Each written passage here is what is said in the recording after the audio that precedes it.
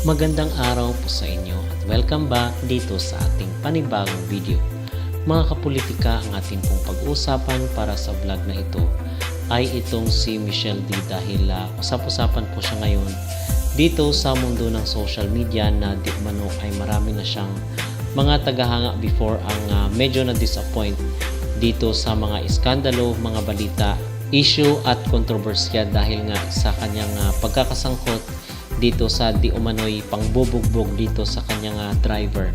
So meron kasing video na inilabas itong isa sa mga netizen na kung saan ay kuha dito sa isang public place. So itong si Michelle D ay talagang napaka-popular before at talagang masasabi natin na napakarami yung mga humahanga at nagsusubaybay dito sa kanya. Pero sa isang iglap lang dahil nga dito sa iskandalo na kinasasangkutan niya at ni Rian Ramos at yung Samantha Panlilio ay talagang yung iba mga kapolitika hindi maiwasan na ma-disappoint at madismaya dito sa kailang nadiskubrihan na kung saan ay nang bugbog di umano kasi ang sabi nila ay nakapag-aral ng martial arts itong si Michelle D. So bihasa siya sa pagdating sa mga taekwondo or yung mga physical na mga activities dahil nga nakapag-aral daw ito ng martial arts. Kung kaya may mga netizen at may mga supporters before na mas naniniwala doon sa testimonya ng driver. So yun mga kapolitika yung issue ngayon na kung saan ay marami ang medyo na off na dito kay MMD at sa mga videos na lumalabas dito sa social media ay hindi maipagkakailan na medyo may mga bashers na itong si MMD.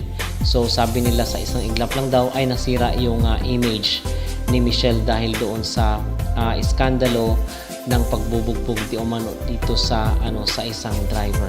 So hindi pa naman confirm mga kapolitika at ito ay magbabase pa rin doon sa resulta ng investigasyon na kung saan ay kasalukuyang gumugulong na.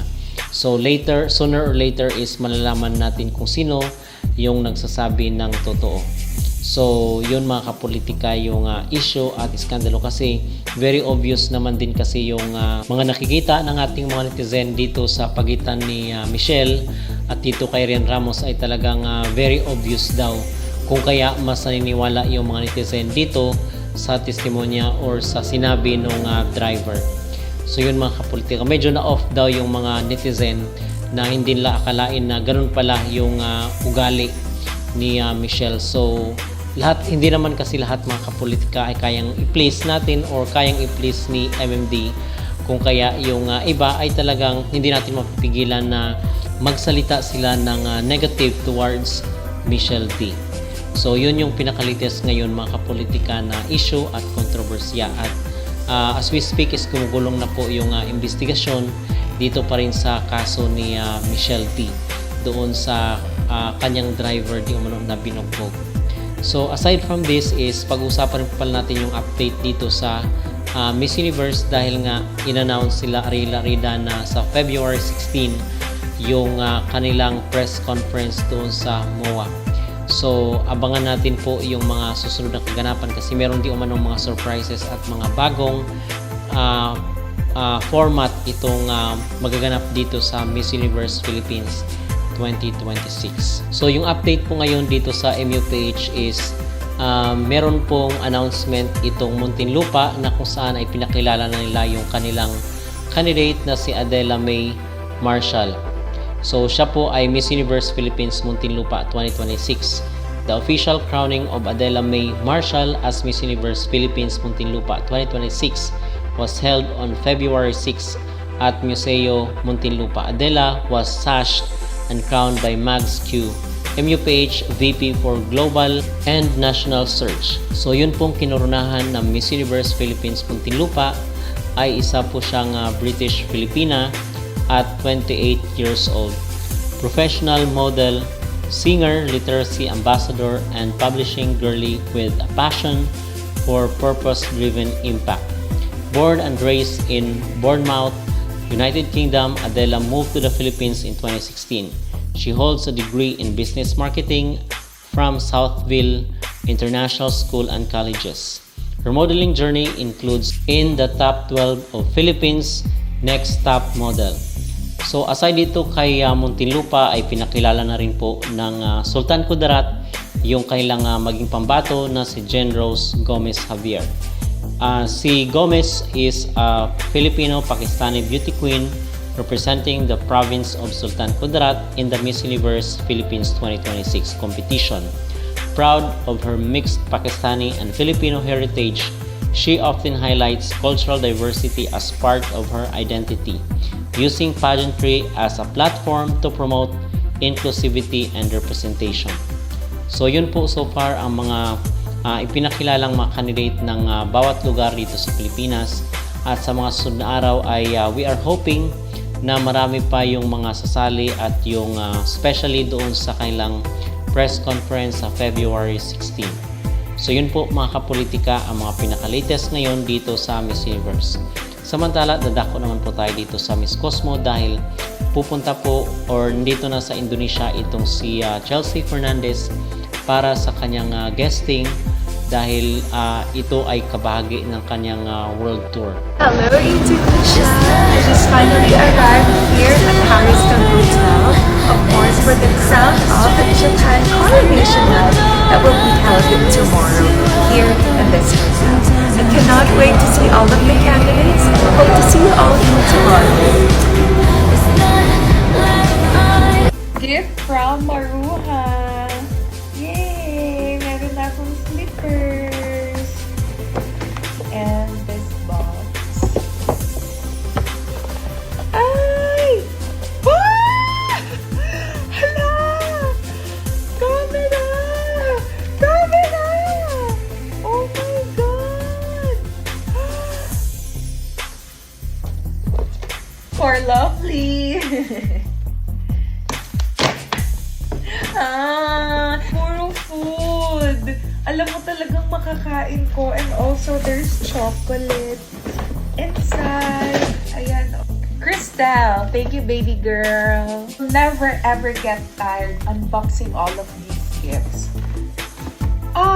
Another one. And this is to Daddy Shark from K or Kai. Thank you, baby love. Oh, cute. Okay, so my most favorite word for the day is cute. And I really appreciate it if the gifts that you're giving me are talagang linked sa personality ko. So thank you, baby. Another neck pillow. And it's Hello Kitty. This is from Celestials naman. Okay. So kapag galing sa Mood Children, there is a sticker na galing sa kanila. And also, if it's galing from Celestials, may sticker din. Oh, grabe ang effort. Thank you, baby. From Mood Children again. Charlotte po! Nakamaloma! Another one from my Mood Children. Hoy, grabe na ang budget. Ang lala. Sad, walang letter. Pero thank you so much. This gift is from Pearl. Ang effort. Wow. So, I think these are all stickers. Tapos, ako to nung sa pageant days ko pa. And, syempre, with mommy siya. So, ito, meron din mga Celestial stickers. So, unahin na natin ito. This gift is from my Celestial official. Hi! Yay! Another pajama set. Syempre, from my Celestial family. Thank you, babies! My Celestial family. Ang cute! Hello Kitty again! Another gift from Dan. Shark ba to? Ang cute! Wala na ko ibang sinabi kundi cute. Another gift from my Celestial family.